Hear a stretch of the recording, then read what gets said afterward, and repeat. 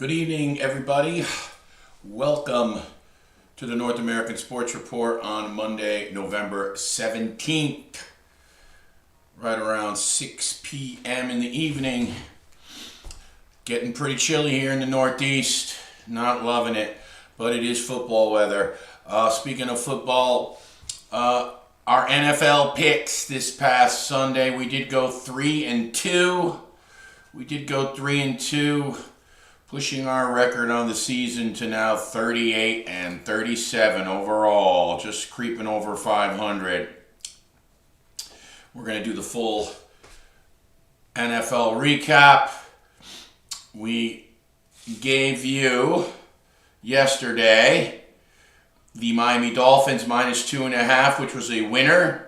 We teased the Packers and the Ravens. We teased the Eagles and the Bills.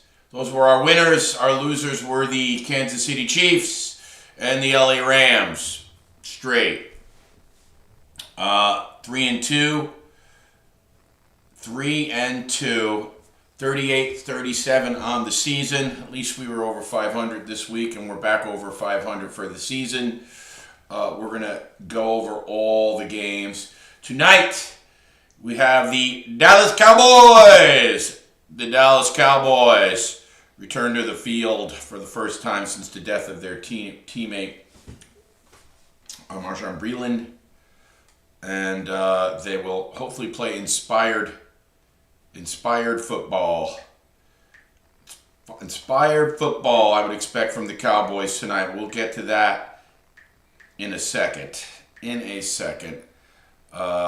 Yes, it is the first time that the Cowboys will play since the death of 24-year-old Marshawn Nealand. A reserve defensive lineman who had scored a touchdown on special teams a couple days before he ended his own life after a police car chase. Marshawn Nealand, it's number 94, will be on the back of the Cowboys helmets tonight, I've been told. The Cowboys are getting some players back. We're going to take a look at the injury report for tonight's Monday Night Football game. I've been told, and I don't know if it's 100% true, but I was told that safety Donovan Wilson will be back tonight for the Raiders. Safety Malik Hooker will also be activated. Defensive tackle Solomon Thomas will be out. I have also heard that DeMarvion Overshown and rookie defensive back Siobhan Revell Jr. will also play. The Cowboys are high on Revell Jr., and they could use the help in the secondary. The tradies Quentin Williams from the Jets and Logan Wilson from the Bengals will also play tonight. So the Cowboys are going to have some new bodies on the defensive end, and they can certainly use the help. They will have DeMarvion Overshown, who, listen, was very talented linebacker. But, he's been constantly injured the entire first 4 years of his career. He suffered his first injury in the preseason of his rookie year. Took him a year to come back from that. Then he comes back and he shows flashes, and he gets hurt again. Then he gets hurt again. I mean, the kid's had like 3 knee injuries to 2 different knees. But Overshown will make his return tonight, as will Siobhan Revell. They'll get Wilson back at safety. Hooker also back at safety. Listen, it couldn't hurt. The Cowboy defense is pretty awful. I do like the Cowboys tonight. I'm not giving out the Cowboys. I'm not giving out the game with the 3.5. It was 3. It just went to 3.5.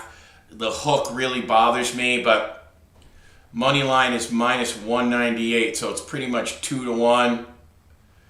I might lay $100 to win $50 on the Cowboys tonight. I'd say Cowboys with the money line, but I'm not taking that, and I wouldn't encourage you to take it. 2-1 money line bets are stupid. So I'm not picking the game tonight. I would hope that the Cowboys show an inspired effort after the loss of their teammate and the tragedy that the team has had to deal with. But I can't trust the Cowboys. I wouldn't trust money on that. I do think the Cowboys will win the game tonight, but I'm not picking that game. I'm not picking that game. So that's the line. You know what? I was going to take the Cowboys, but the hook bothers me. It just went up to 3.5. It was at 3. I'm not taking it. I'm not taking it. What I would do, wow, the over just came down a point. I'll tell you what, here's what I would do. I would tease the Cowboys and the over-under, 43.5. The over-under is 49.5. It was 50.5 yesterday. I would take the Cowboys, tease them in a teaser. It makes them plus 2.5, and the over-under of 43.5. So you're teasing the Cowboys and the over, because this should be a high-scoring game. So we'll give that out. Cowboys plus 2.5 and over 43.5. A two-part teaser on Cowboys and the over, but you're taking the over down to 43.5. 27-17. You got a winner. I could see the Cowboys winning this game 27-23. I wouldn't stake my life on it. I probably wouldn't put solid money on it. But since this is kind of what we do here, we will pick the Cowboys and the over in a teaser, making the Cowboys plus 2.5 and the over 43.5. So we are giving out one play tonight. Now, speaking of which, I did have a message on our forum about one of our listeners said to me, hey, Billy, you're giving out a lot of teasers. You should just pick straight picks, because when people are picking teasers, a lot of times the juice is 135. They're paying minus 135. When you lose bets at 135, you could pick them at 60% and you're still not going to make any money. And they are right. They are true. And it is true that DraftKings and FanDuel have raised their VIGs on teasers to 135. Not always. It does depend on the matchups, but they usually are at about minus 135. Now, your regular offshore gambling site or your regular sports book honestly doesn't do 135. FanDuel and DraftKings are expensive. Teasers, and I'm not encouraging you guys to bet illegally, but it's always been 120 for a 2-teamer and 130 for a 3-teamer.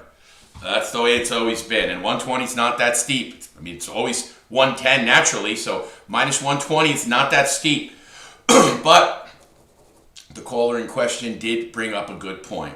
So I am, moving forward, going to try to give you more straight picks with the spread and not teasers. But listen, this is a gambling portion of the show, and we are trying to encourage or counsel you on plays that we think will work and will be effective.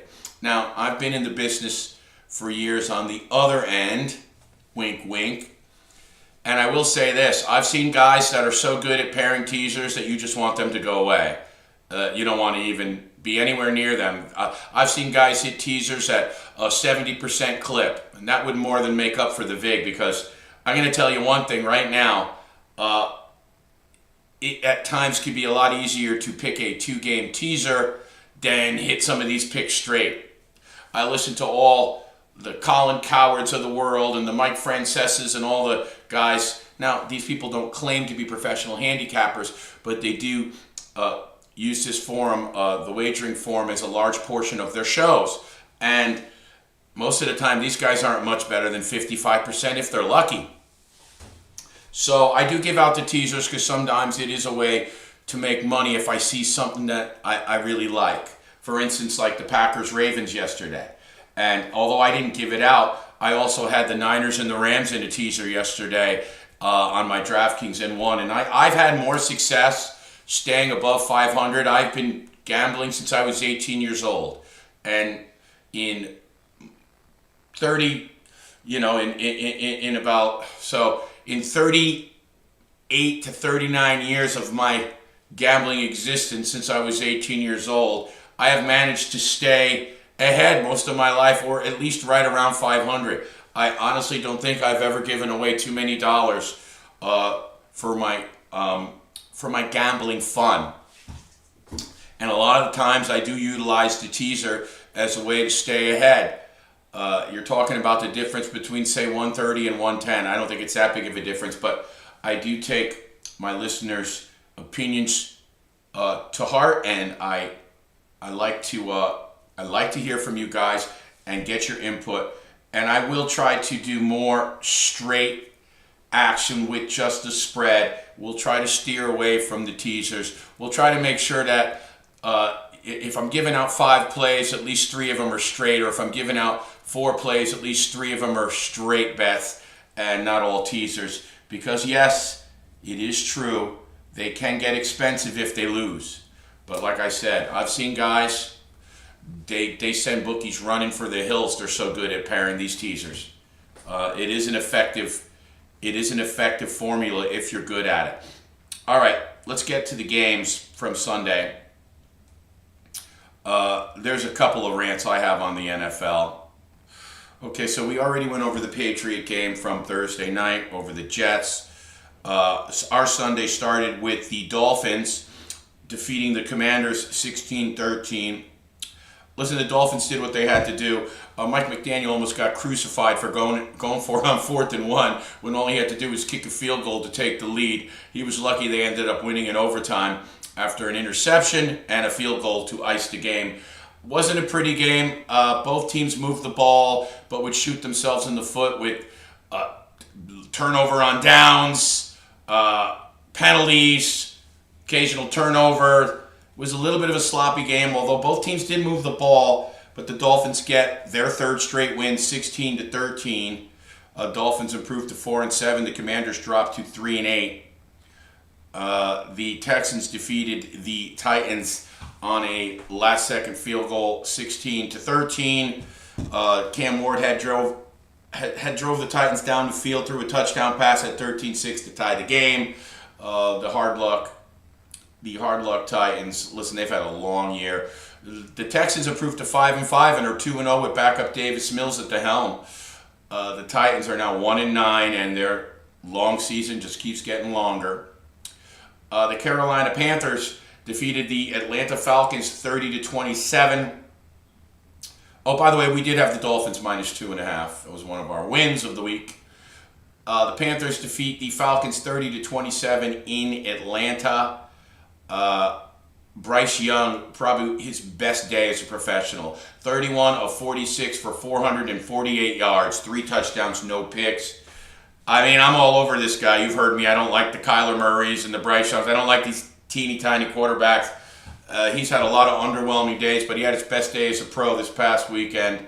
And he did it because Rico Dowdle, their usual bell cow, only had 45 yards on 19 carries, so they had to do it through the air. Michael Penix suffered an injury. He came out of the game. Kirk Cousins came in the game. He is out for the season. That has just come down. It's a knee injury. I don't know the severity of it yet, but I do know that Michael Penix is out for the season for the Falcons. If you count his collegiate career, Indiana, Washington, and now to the pros, this is the 5th time that Michael Penix has had a season end due to injury. That's not good to have on your resume. That does not scream durability, does it? So the Carolina Panthers now just a half game behind the Tampa Bay Buccaneers as they improve to 6-5 on the season. The season is lost for the Falcons, who are now 3 and let's see. Hold on 1 second here. 1 second here. Let me just check. The Patriots at 9-2, by the way, have won 8 straight, as have the Denver Broncos. 2 young teams. The Falcons fall to 3-7. Speaking of those Buccaneers, a shootout in Buffalo saw the Buffalo Bills improve to 7-3, and the Bills defeat the Bucs 44-32. This game was a very exciting game. It was a good watch, lots of action. Of course, listen, the Bucs have been playing banged up for a while now, and they were getting away with it. At 5-1, they were getting away with it. But now they have lost 3 out of their last 4 games. You're missing 2 offensive linemen. They had 2 starting guards out. You're missing Hassan Reddick, your best outside backer / rush end. You're missing 2 of your 4 wide receivers. You're missing your starting running back. Listen, all these injuries, they add up. You got 6 major guys out of the lineup.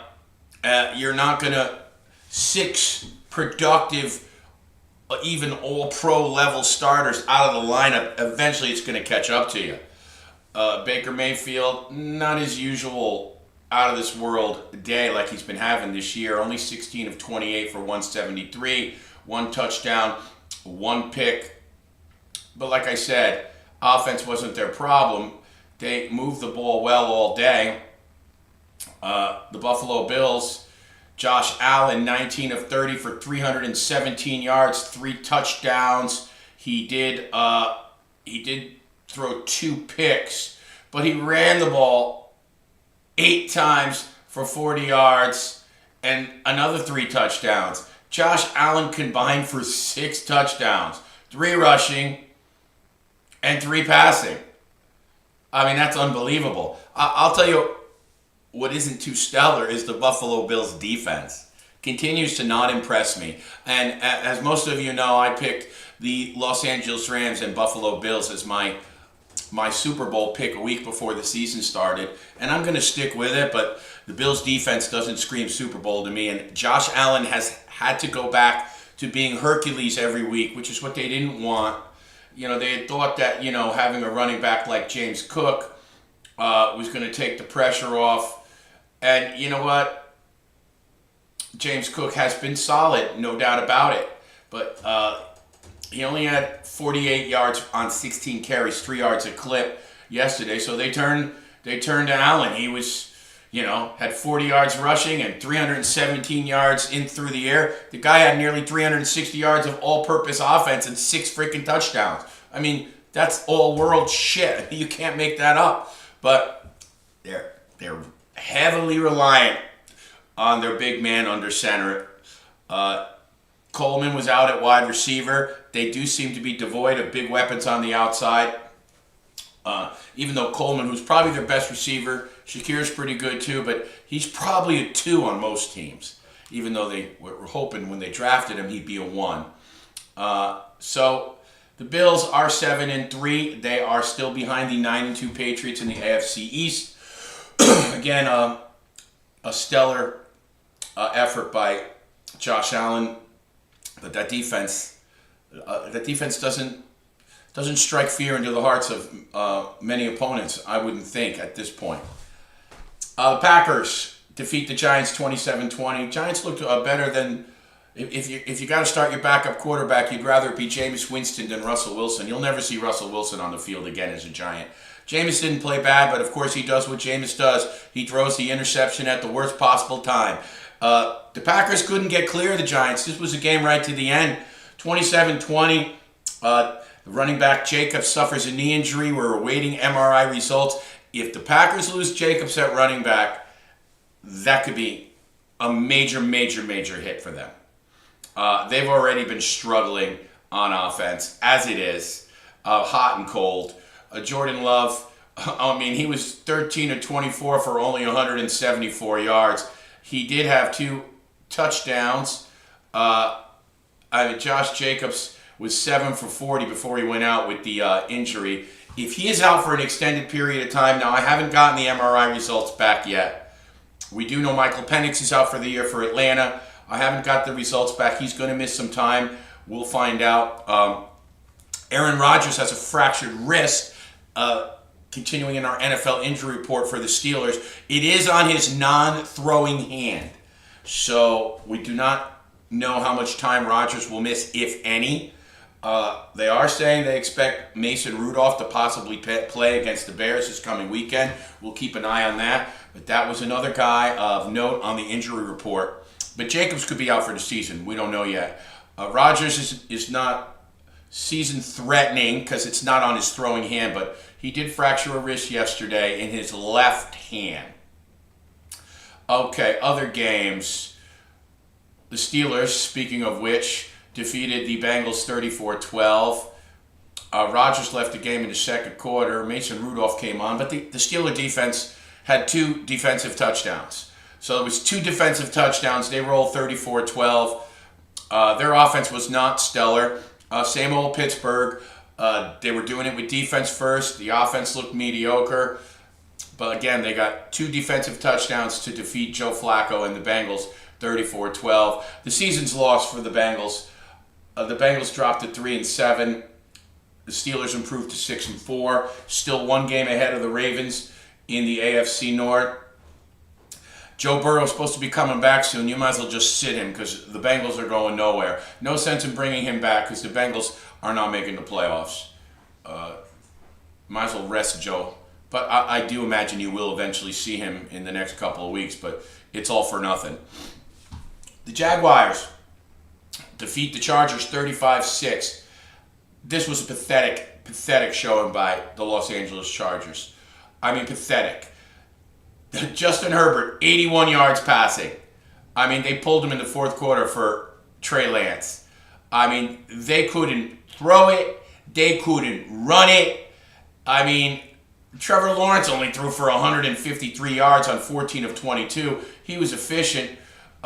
He did rush for a touchdown too. But I mean, listen, they had Tootin and ATN with 75 yards rushing each. They bulldozed. They had about 200 yards rushing on the Chargers and just slammed the ball down their throat. The Chargers didn't even show up. If you're Coach Jim Harbaugh, you got to be scratching your head going into the bye how they could show up that lackluster.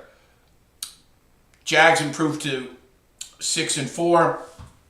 Chargers are now 7-4. Jaguars in second in that division behind the Colts. In other games, the Chicago Bears are in first place. How many of you had that on your dance card? The Chicago Bears, after 10 games, would be in first place in the NFC North. At 7-3, the Bears defeat the Minnesota Vikings. The Vikings are struggling on offense because they don't have a quarterback. You know, J.J. McCarthy was the one guy out of that draft that you were like, man, I don't know.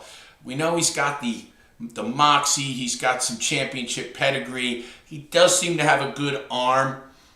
He moves around pretty good, but I don't know if he really reads the defense as well and knows where to go with the ball because, you know, in college, JJ had a great team, and I saw them win games where he threw the ball 4 or 5 times in an entire game when he was in Michigan. But listen, he may not be the guy because he has got a quarterback rating for the season of about 60. That sucks. And, you know, he was terrible for most of the game. He finally put a drive together in the fourth quarter, and thanks to their defense, they were actually still in the game. So he throws a touchdown pass, I believe, to Addison late in the game. It's 17-16, and then the Vikings proceed to give up a kick. They let the Bears return the kickoff to about midfield. And a couple plays later, they're in field goal range, and they kick a field goal as time expires, and the Bears win that game 19-17. The Bears weren't stellar in this game either, but they did what they needed to do to win the game, and they are 7-3, and the Vikings are quickly falling out of it, 4-6. Doesn't look like they're going anywhere, and now they have questions at quarterback. The Vikings have to decide if they're going to be looking for a quarterback or they're going to stick with J.J. McCarthy because he has not looked impressive. Speaking of impressive, Brock Purdy returned to the 49ers lineup as the Niners went to Arizona to play Jacoby Brissett and the Arizona Cardinals, and the Niners defeated the Cardinals 41-22 in that game. Brock Purdy looked sensational.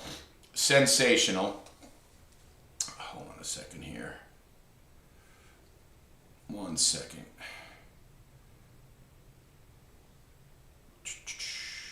Yeah, so Brock Purdy has his connection with his tight end Kittle. Whenever he's in the lineup, Kittle just his stats just go up. And of course, we saw the old Sam Darnold yesterday as Sam threw 4 interceptions. He did throw for nearly 300 yards, but the 4 picks look reminiscent of the old Sam Darnold. And it's a big game, and Sam shit the bed. We're used to seeing that. I don't want to say that Sam hasn't played great this year, but this was a big game, a battle of first place. And Sam looked like the Sam late in the season and in the playoffs last year for Minnesota. He did shit the bed because the Seattle Seahawks are young and talented. They draft well. Their defense was giving the Rams trouble. After getting in the lead early, they were up 14-3 early. They didn't do much after that. Stafford did throw for 2 touchdowns, but he did them in the first half, and he was only 15 of 28 for 130 yards. Now, Kyron Williams did have a touchdown and 91 yards on the ground, and they did rush for about 120 yards. But the Rams didn't even have 300 yards of total offense. Seattle seemed to move the ball up and down the field, but then again there was the 4 turnovers by Darnold, which bit him in the ass. They missed a 61-yard field goal at the buzzer, and the Rams take sole possession of first place in the West. They are 8-2. The Seahawks fall to 7-3. Okay. Back to the Niners-Cardinals. Sorry, I was waiting for my stat line to come up here. Brock Purdy, 19 of 28, 200 yards, 3 touchdowns, no picks. No picks. They ran the ball well. McCaffrey, 81 yards on only 13 carries. Robinson had 24 yards on only 6 carries. McCaffrey, 5 receptions for 40 yards. He was all over the place. As usual, Christian McCaffrey, as he goes, go the Niners. A solid game all the way around for the 49ers. I will say this. Jacoby Brissett, what did Kittle do? Kittle, 6 for 67 and 2 touchdowns, including a 30-yard reception early in the game. 6 for 67, 2 touchdowns for George Kittle. Jacoby Brissett set a record yesterday with 47 completions in an NFL game. He was 47 of 57 for 452 yards, Jacoby Brissett of the Arizona Cardinals. He did throw 2 picks, but he threw two touchdowns. 2 touchdowns, 2 picks. That is a record, 47 completions. Now, you're not going to see Kyler Murray anymore for the Cardinals. Brissett, while he has played wonderfully, he still is a bridge quarterback. He's a great backup in this league, and that's what he should stay the rest of his career. The Cardinals are also going to be in the market for a quarterback. Now listen, the Niners defense isn't going to be what it was. They've got a lot of guys out. They got a lot of guys out. Salah's done a great job at defensive coordinator. They're piecing it all together, and he's going to have to keep doing so because they're not getting these guys back. But you know what? You could really see with Purdy back, and I know a lot of us have been saying, well, maybe Mac Jones should start. You saw an immediate energy and cohesiveness when Purdy stepped in, and you could tell Kittle's more involved in the game plan as soon as Brock gets under center. So, it's nice to have a reliable backup quarterback, and I'll tell you this, Mac Jones just improved his own stock. If anybody's looking for a quarterback next year, Mac Jones will be on some of those lists. Okay, one of the big marquee games of the day, the Kansas City Chiefs, who I picked. I keep expecting those old Kansas City Chiefs to show up in the big game, and after shitting on them early, as most of people in the media did, me included, you started to see them make a move. They get Rashee Rice back. They get some of that offensive line healthy. It seems like they start making a move, and maybe they're just not as good as they used to be. Maybe it's just some of us have to come to that realization because the Chiefs right now are 5-5, and they may not make the playoffs. I know J-Mac from the Herd. He picked in August. He said they wouldn't make the playoffs, and a lot of us scoffed at him. But I'll say this: the Denver Broncos, like the New England Patriots, are 9-2, and the Broncos and the Patriots, with young guns Bo Nix and Drake May have won 8 straight games in a row each. And the Broncos are in first place in the West. The Chargers are 7-3. The Chiefs are 5-5. And the Chiefs are just going to be hoping they get a wild card. Their playoff hopes are slipping.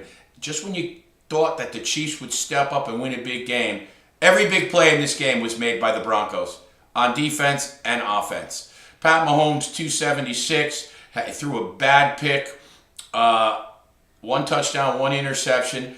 They did not run the ball well. The Broncos, although not explosive, Bo Nix again has a penchant for leading game-winning drives. Had great numbers, 24 of 37 for 295. No touchdowns, no interceptions though. The Broncos were able to, both teams ran the ball for about 65 yards, so there wasn't much of a rushing game. This was a smash-mouth defensive game, but they made the plays. The drive at the end of the game to set up the field goal did the Broncos, and they made the big plays on defense. They stopped the Chiefs time and time again when they had to. And like I said, usually it's not Mahomes throwing the big pick. It's the other team. That hasn't been the case this year. They just can't seem to get a stretch of consistent play over listen, we know that they were missing Rice the first 6 weeks and they had some injuries. But then you saw them get it going. And, all of a sudden the Chiefs, who were, I believe at one point 1-3, and next thing you know, they're 5-4. You think they're going to make a move, or I believe the Chiefs were 5-3, and it looks like they're starting to make that move. And now they're 5-5 and can't seem to get out of their own way. And their playoff possibilities are growing slimmer by the week.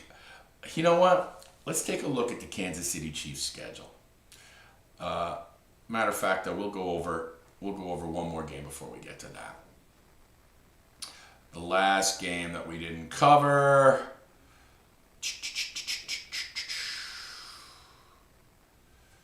Oh, okay, so 2 left. Ravens-Browns. We finally saw Shedeur Sanders get on a football field in the fourth quarter of that game after Dylan Gabriel. First I thought he was pulled, but he wasn't pulled. He sustained a head injury.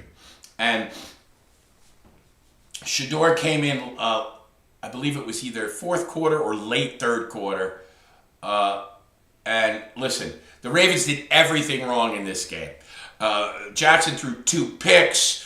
They were bad on special teams. They had a pick 6. They literally gave up 10 points in turnovers, another 3 points from poor special teams. They gave the Browns 13 free points, and the Brown offense hadn't done shit. They hadn't done jack. But yet they were up 13-3. Finally, Lamar got going a little. He had a big pass play. They punched it in after that. But the Ravens played one of these sloppiest first halves I'd have seen. The turnovers, penalties. They gave the Browns a first down on a punt where it was 4th and 4, and the Ravens jumped off sides on that punt, give them a first down. That led to a field goal. I mean, they did everything wrong. Like they didn't want. Listen, the Browns defense played great. Myles Garrett has been outstanding. Anybody thinks that Micah Parsons is as good as Myles Garrett, I'm here to tell you you're wrong. Anyway, finally the Ravens got it going and squeaked this one out, and they were trailing all the way through the fourth quarter. They had a 4th and 1 where they had the tight end under center, and instead of diving, he rolled and rumbled 35 yards for 40 yards for a touchdown. That was the go-ahead touchdown, 23-16. But they had to pull this one out. In other news, so 23-16, Ravens now 5-5, 1 game behind Pittsburgh, 6-4. Shedeur Sanders came in, and I've heard everybody all over him. Listen, this kid probably is never expecting to play. He's so far down on the coach's shit list, I don't think that he thought Stefanski would ever put him in.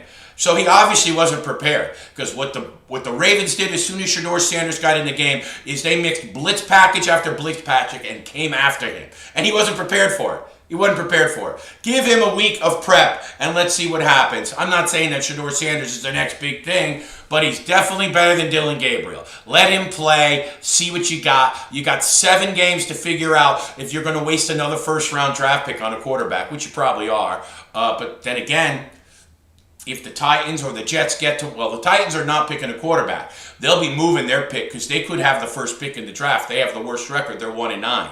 They don't need one. They have Cam Ward. The Jets will be looking for a quarterback for sure. So the Titans may have may be able to parlay that draft pick into an extra pick or two because people are going to be coming after Fernando Mendoza. But after Fernando Mendoza from Indiana, none of these guys are locks. Arch Manning is not coming out now. He's definitely going to come. He needs another year of seasoning. He's not coming out. He's already said he's not coming out. And the kid from Oregon, Dante Moore, he may not come out either. It's looking like he's going back too. So those guys are not going to be available. And I don't think they were franchise changers, at least not at this point in their development. So it's after Mendoza, there's not going to be. We just got an update here. There's not going to be can't miss QB. Mendoza's the only guy that I think is. And I hope the Jets get him. I want to see the Jets just. Oh God, God, somebody please just help the Jets. Okay. Last but not least, the Eagles do what the Eagles do. It wasn't pretty. They beat the Lions 16-9 last night in freezing cold in Philadelphia. Their offense wasn't pretty, but their defense was nasty. And I'm going to tell you another thing. Dan Campbell, you cannot go for it on 4th down when you're at the 3 and the 5-yard line. You got to kick some of these field goals.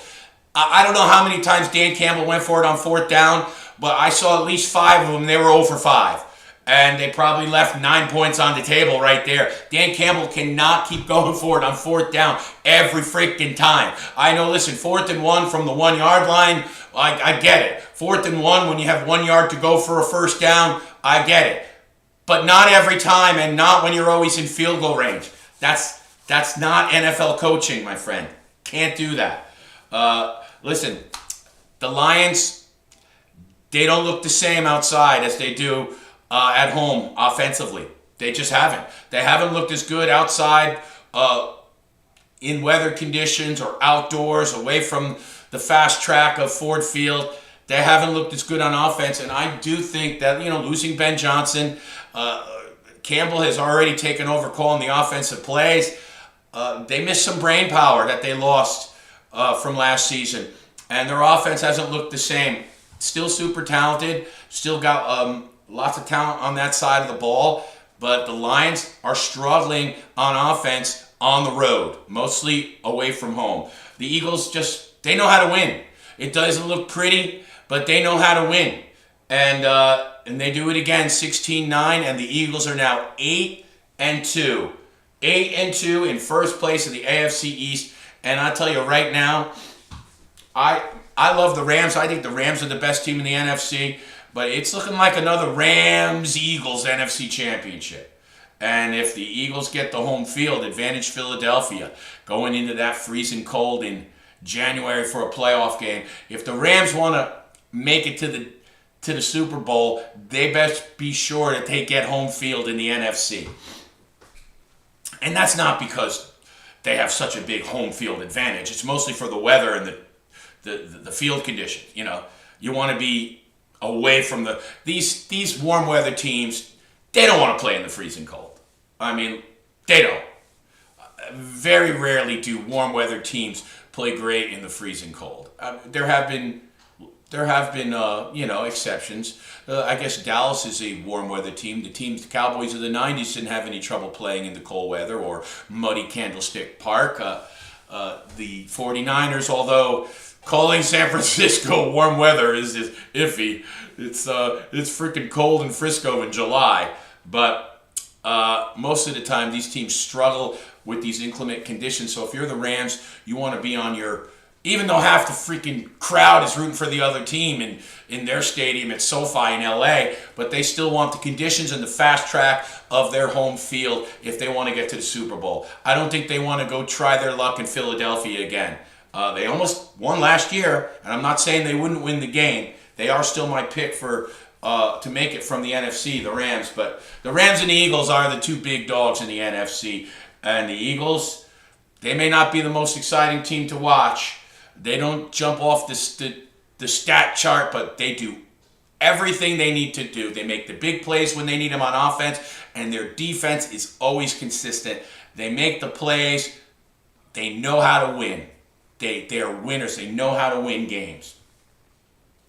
All right, so as we said, we got the Cowboys -3.5. I am giving out a teaser of teasing the Cowboys and the over down to 43.5. I think with these pathetic defenses, there'll be some points scored tonight. There is a rant I want to get on. Okay?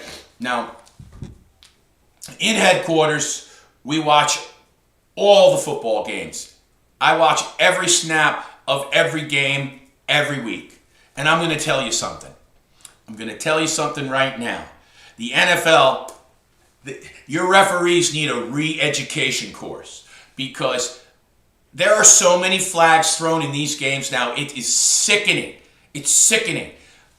I mean, we're watching the games, and I have some buddies over, and we're watching, and we're looking at all, I got a wall of TVs, and it's flag, flag, flag, flag, flag, flag, flag, flag, everywhere we look.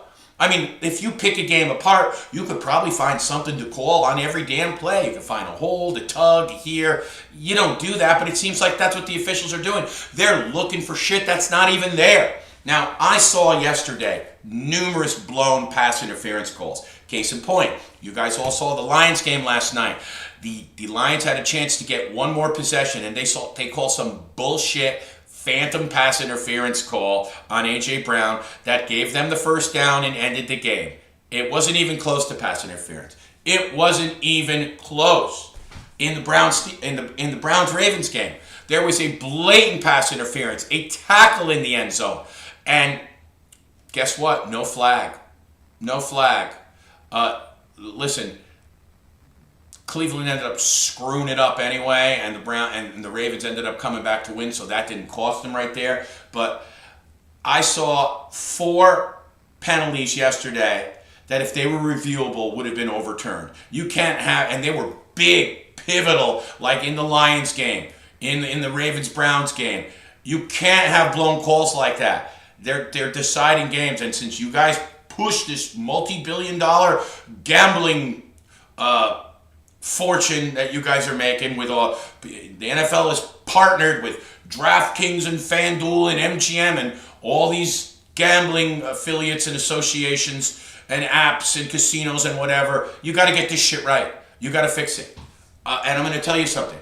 The Canadian Football League, the CFL, and speaking of which, congratulations to the Saskatchewan Roughriders who won the Grey Cup in Winnipeg yesterday, 25-17, and what was an exciting game as Trevor Harris, the quarterback for Saskatchewan, took home the MVP. And I'm going to tell you what, the Canadian Football League has been reviewing penalties. It started about, I want to say they started this about, and I watch the CFL regularly, this started about 5 seasons ago, maybe 4, right around 4 or 5. They review penalties. Now, I know some of you say, oh, Jesus, well, if you do that, the games will take all day. I mean, if you're reviewing every penalty, the games will take all day. Well, what they do is they do it like the challenges. So the coach has his little red challenge flag like they do in the NFL, and he's got a certain amount he can use. So he can't challenge every penalty. He's got to pick his spots. But in the Grey Cup yesterday, there was a pass interference at the goal line that wasn't called. The Saskatchewan coach reviewed it. Ended up getting a 1st and goal at the 1-yard line. And it was the right call. And it was corrected. And they ended up scoring a touchdown. It is time now, with all the money gambled on the NFL, and you see all these scandals coming up in baseball, in basketball. You don't want people starting to look at you and scratching their head, do you? These officials, first of all, they're calling too many plays. They're calling too many flags, too many penalties. The officiating crews I saw yesterday, it looked like they were trying to be part of the game. They were looking for penalties to call. There was so much laundry thrown on the field in all the NFL games yesterday, it was ridiculous. They need to fix that, okay? Fans do not want to see the game stopped every 2 seconds. But you're going to say to me, well, Billy, you want to review penalties now? What's going to happen if you do that? If it's limited and the coaches have to use discretion on which ones to review, I'm telling you, you got to get these plays right. The Lions should have gotten the ball back last night with a chance, down one score. They should have. The Ravens game could have been over a lot earlier because the Ravens should have had a 1st and goal at the 1 yard line on a blown. The guy was tackled in the end zone. The game ended 23-16. It should have been 23-16 probably 6 to 8 minutes before it happened because they blew that call. Eventually, though, justice prevailed in that game, but that's not always the case.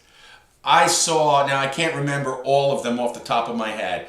I saw so many questionable calls yesterday that were just blatant and blown calls. If the referees are going to do that bad a job in this, the richest, most popular league on the planet Earth, if they're going to do this bad a job, we need to start reviewing penalties in the NFL. There has to be a review process set up in the offseason. Go to the owners' meetings, find a solution. You can't keep having this many blown calls. That's when you have all your gamblers going, oh, it's fixed, it's blah, blah, blah, and crying. You're going to get a lot more of that. And listen, you don't need any scandals. I'm not saying any of this shit isn't on the level. I'm just saying your officials are doing a shitty job. And they're not supposed to. They play in the richest, most popular league on the planet. And they're supposed to do a better job than what they're doing. Re-educate your officials. Institute some type of replay for these plays. Because there is just too many blown calls every week. Too many blown calls. If the Canadian Football League can do it, and do it successfully, you can do it. I mean, you steal plenty of other shit from all these other leagues. You stolen your kickoff rule. I mean, years ago, the USFL in the 80s was doing 2-point conversions. Long before you did, you stole that. You stole all the camera angles from the XFL. It's okay to learn from others. But you got to fix this penalty thing. It's freaking, there's so much freaking laundry thrown on the field in all these freaking games. And then they're screwing the calls up. So you got to get on that. That's it for today, kids. We've had a long show tonight. I had a lot to get off my chest. We are 38-37 on the season. We are picking the Cowboys tonight. We are taking them in a teaser, though, and I got you. I'm going to try to do more straight bets and less teasers. I do love me some teasers. I think they're effective. I am teasing the Cowboys, and I am teasing the over. I am teasing the over down to 43.5. That's what I'm doing. So that's where we're going. That's what we're taking tonight. Again, congratulations to the Saskatchewan Roughriders who won the Grey Cup yesterday. Speaking of Canada, we'll give you a quick look at the NHL schedule for tonight. The Hurricanes at the Boston Bruins at 7 at the Boston Garden. The Bruins are 12-8, a team that was supposed to be rebuilding and not even making the playoffs, are the number one team, are in first place in their division. The struggling Edmonton Oilers are at the always struggling Buffalo Sabres. The Vancouver Canucks are at in Sunrise tonight at Merritt Arena to face the Panthers. The Canucks at the Panthers, that's also 7 o'clock. The Kings at the Caps. That is also 7 o'clock. The LA Kings, who are also playing better than expected. Let's see here. I'm going to just give you the schedule. All right.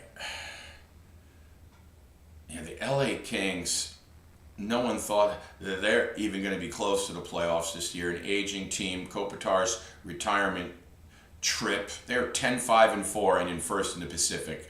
No one had the LA Kings in first place in the Pacific. Everybody basically figures, it's the Golden Knights or bust. They're doing okay. They're 8-4-6. The surprising Ducks 11-6-1. Oilers at 9-7-4. That's disappointing for them. Okay, so we have the Kings at the Caps at 7. We have the young Montreal Canadiens who have been exciting this year, but they have cooled off of late.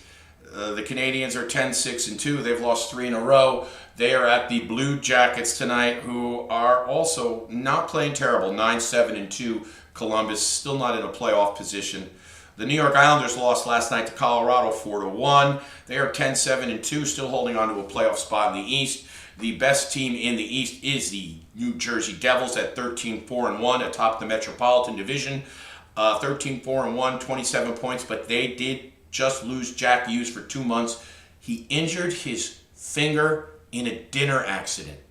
I don't know if he cut himself, cutting something, fruit, lettuce and tomatoes. I don't know what he did, but he hurt his finger at dinner and is out for 2 months, needs surgery.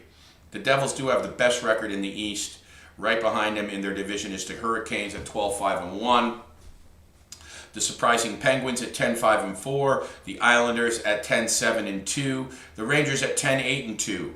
Those are your top teams in the East. I gave you the Bruins atop the Atlantic at 12-8. The Red Wings 11-7-1. The Canadiens 10-6-2. The Senators 9-6-4. Those are your top 8 in the East. The Lightning and the Panthers are on the outside looking in. The mighty Florida teams. The Panthers are currently 3 points out, and the Lightning are 2 points out of the final playoff spots in the East. In the West, the Colorado Avalanche are the best team in the league, 13-1-5. The Dallas Stars have gotten red hot. They're 12-4-3. The Jets 11-7. The young, surprising Blackhawks 9-5-4. Those are your top 4 teams in the Central. Pacific, I gave you the Kings, the Ducks, the Kraken are 9-4-5, and the Knights 8-4-6. Those are your top 4 teams in the Pacific, and thus your top 8 teams in the West. Okay, so again, quickly tonight. Hurricanes, Bruins, 7 o'clock. Oilers at the Sabres, 7 o'clock. Canucks, Panthers from sunrise, 7 o'clock. LA Kings at the Caps, 7 o'clock. Canadians at the Blue Jackets, 7:30. And the 10 o'clock game is the Utah Mammoth at the Anaheim Ducks. The Mammoth also having a decent start to the season at 10-7-1, just on the outside of the playoff mix right now. And the young, exciting Anaheim Ducks. That is the 10 o'clock game, and that is it. That wraps it up. Enjoy. So we got a pretty decent slate of hockey tonight. I mean, we've got 6 games in the NHL. We've got Monday Night Football. We've got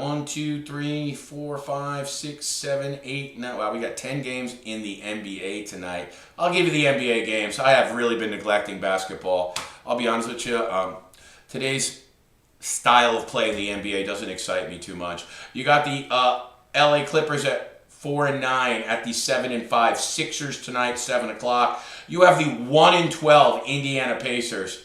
Jesus. Guess they missed Halliburton. At the surprisingly young and exciting Detroit Pistons, who are 11-2. We have the Milwaukee Bucks at 8-6 at the Cleveland Cavaliers, 9-5. These are all 7 o'clock starts. In Miami, the 8-4 Knicks, who are starting to heat up, are at the 7-6 Miami Heat. The Charlotte Hornets of 4-9 are at the Toronto Raptors, 8-5. Those last two were 7:30 starts. The first two were 7 o'clock starts. 8 o'clock, the defending champion Oklahoma City Thunder, 13-1 at the New Orleans Pelicans. The Pelicans just flat out suck. They're 2-11. The Dallas Mavericks, who also suck, 4-10 at the Timberwolves, 8-5. At least you guys saw that Nico, their general manager, got fired. He took the brunt of that Luka trade, which will go down as the worst trade in NBA history, as the Mavericks said goodbye to their general manager, but we know the owner was in on it too. The Mavericks, they're terrible. Anthony Davis has been a total bust for them. He was just what he has been at the end of his Laker career. He's always hurt. He comes into camp out of shape.